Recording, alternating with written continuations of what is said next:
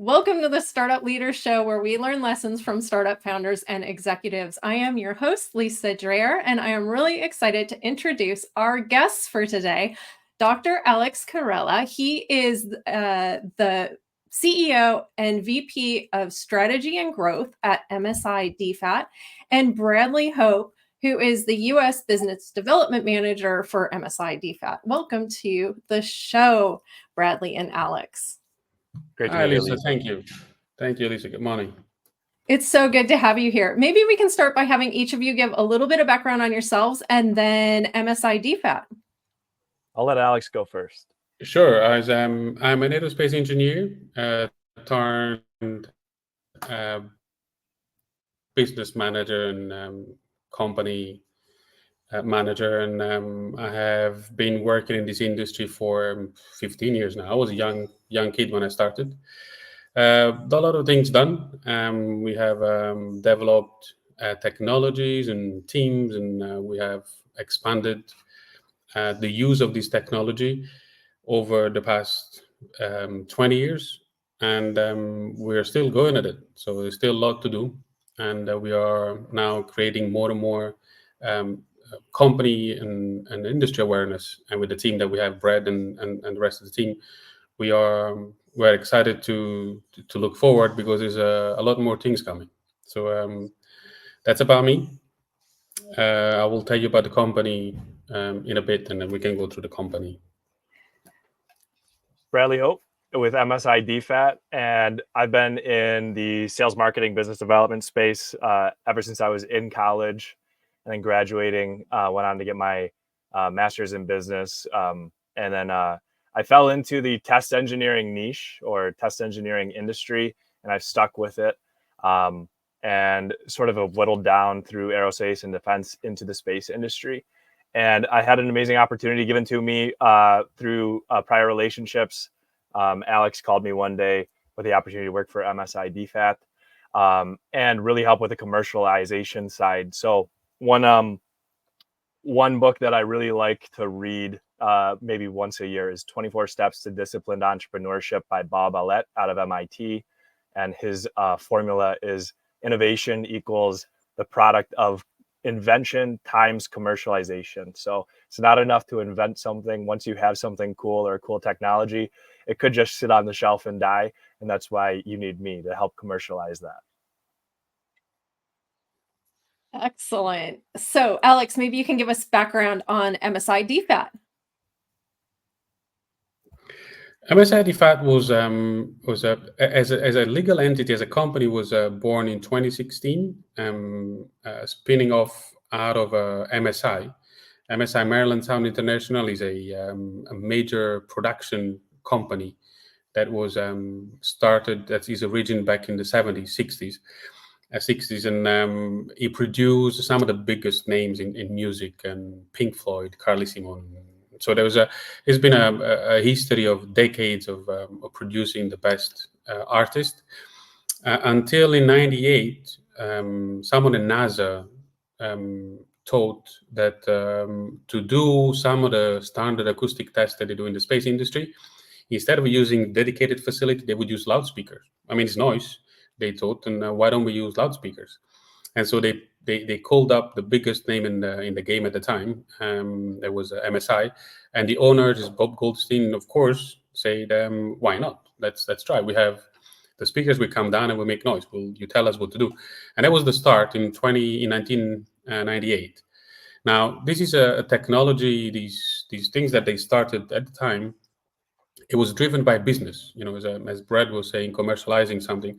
So the whole point of this technology was to bring a lot of savings to this space company. They had to do these tests. So these tests, something they had to do anyway, but instead of doing it in this specific facility and this dedicated facility around the country, they would go with trucks of speakers to the place where the satellite was, and would test on site. So the amount of money saved is absolutely enormous. So that's what we've been doing since 1998. In 2016, we spun off. Instead of using loudspeakers from concert, we started to make our own loudspeakers. So these are specifically made loudspeakers, louder, more portable. We can stack them up. We can go all the way to to 40 feet and counting. We have project to go even higher than that. So we can make it as portable and loud as necessary. But for that reason, we had to step away from commercial loudspeakers and make our own design in terms of power, in terms of acoustic power, and rigging and mounting. So that's MSI that started its business. Wow, And just that's amazing. Oh, so sorry, Bradley, were you going to say something? just to point out one small detail. Again, the commercial off-the-shelf speakers are great, and we started as a concert company. And when the aerospace engineers approached MSI, and we started MSI-DFAT with a direct field acoustic testing, we blew up millions of dollars of speakers. So it's not an easy thing to do by any means. Got it. And so, just to kind of point out the obvious thing here, clearly MSI-DFAT is not a startup, but you are working with a lot of companies that might be bringing new space technologies to market. And so that's really why we wanted to have you here today. Maybe you can talk a little bit about, I guess, entrepreneurship within MSI-DFAT. Yeah, I can take a first swing at that. When I think of entrepreneurship, I think of two avenues. You can go out on your own and do your own thing, or you can do it within a company. Doing it out on your own is something that's very risky and certainly takes a great deal of effort. Bob Goldstein, I think, is an incredible entrepreneur, somebody that Alex and I both learned from. Unfortunately, I don't have that level of risk tolerance, so I'm more of an entrepreneur. When I get hired into an organization, I try to find ways to create and deliver value, both for the organization itself as well as for the customers. And then within the space industry, we're really solving a valuable business problem. So if you look at the industry historically, there were some incumbents with strong competitive advantages. NASA historically operated with a lot of funding and nearly as a monopoly within the States. And then you had these big primes, and the primes face barely any competition. And they still, to some extent, rely on a lot of their historical competitive advantages and large barriers to entry to accessing space. But then Elon Musk came around and started SpaceX. And ever since then, the new space economy has surged, and there's more and more companies popping up left and right, trying to reach outer space through more economical methods or solving other types of problems. So the reason that we exist, as Alex pointed out earlier, is that we solve a real business issue for our customers, whether they're existing large enterprises or new startups looking to scale up their operations. We can lower the barrier to entry for them to access space by reducing the time and costs it takes to achieve launch certification through acoustic qualification testing. If I can add something about the entrepreneurship at MSI, is something that I've been very passionate and I have the full backup of the ownership, is that you need to have in a startup, we talk a lot of startups, and you need to have the right team. So you need to have the right competencies and skill set that bring. So there is something in business that is 1 + 1 = 3, and that's when you try to add, you create synergies, and you put around the table, and in your company, people that have complementary skill set, that then when they add up, they do more than the sum of the single element and the single people. And that's what we've been trying to put together, a team of people, the guys that go out, do testing, and they double down as researcher, and they create, come up with new ideas. The team that manages and the business and the sales, they act as a product manager. So you don't have a one of each, but you have the sum of an incredible team that make MSI way more than the sum of each element. Excellent. Excellent. That is fantastic and great input from both of you. Thank you.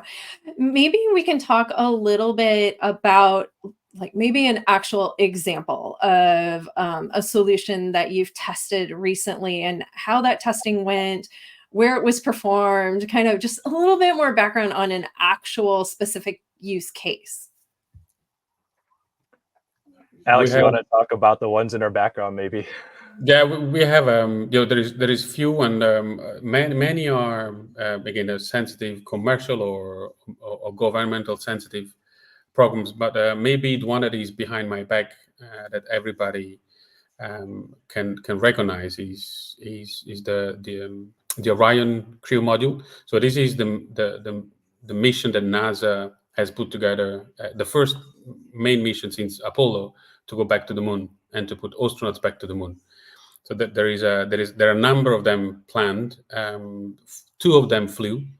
Artemis is called Artemis, or Artemis 1 and Artemis 2, and there are two elements of the spacecraft that gets launched and goes to the moon. There's a European service module that is made and run by the European Space Agency, together with Airbus, and the crew module is made by Lockheed Martin. So Lockheed Martin is the prime contractor of the mission, and the test required a lot of meetings, a lot of preparation.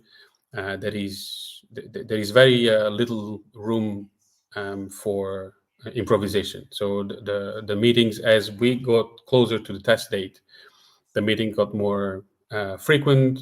The information exchange got even more detailed, and eventually we ended up setting up, running the test flawlessly the first time, and the second time we had an interesting.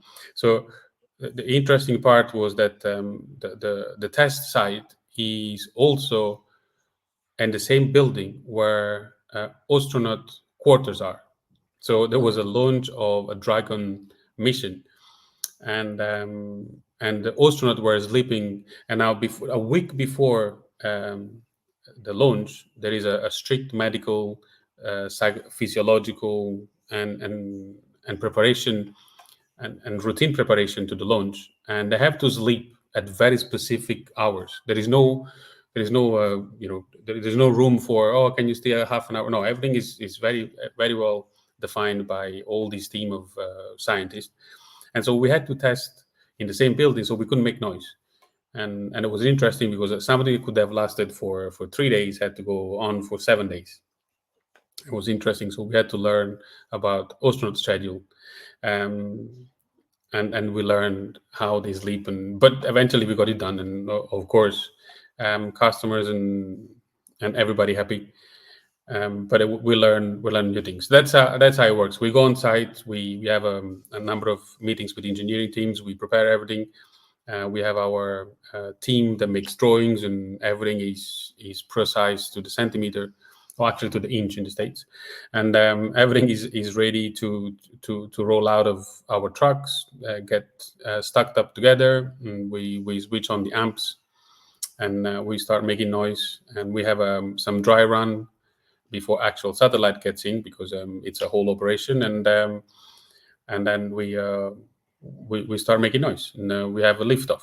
Now, the whole point of these tests is actually a structural. No, we do the acoustic part, but the actual test is a structural test. So there's a lot of engineers and looking at hundreds of sensors, and to make sure that all the vibration levels are nominal. And that's what we do. That's what we're there for, to excite the structures as if it was on the launch pad. But what is important is the actual structural response, and that's what they look at. Wow, amazing, amazing. What an exciting project to work on. And that is a perfect example of the work that you do. So when you're looking at a potential project, are you looking at like always very large projects or sometimes smaller projects? What is kind of the range of projects that you can support for this kind of, I guess, space qualification or certification? Yeah, I can take a first stab at that. We test anything from components and subcomponents up to full-scale assembled structures. And we can test anything the size of a microwave to the size of a school bus or even larger. So one of the value propositions that we have at MSI-DFAT is the ability to tailor each test setup according to what a customer needs. So we could test anything from a small satellite up to the entire upper stage of a rocket or a space station, for example. And we offer a portable acoustic testing solution. So we're able to meet a customer at any location that they want us to show up. We set up these speaker walls that you see behind me within a few days.